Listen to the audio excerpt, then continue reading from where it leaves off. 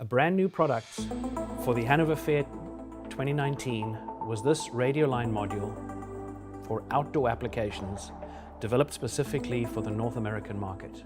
It's based on a regular RAD 900 head station together with a 6 DA/IO module.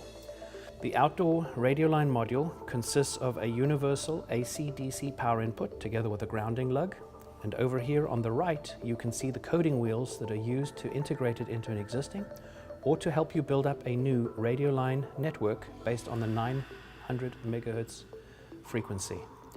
The module is based on includes a head station together with 2 digital in, 2 digital out, 1 analog in and 1 analog output. The antenna can be removed and extended, or another antenna cable can be put in place for the module.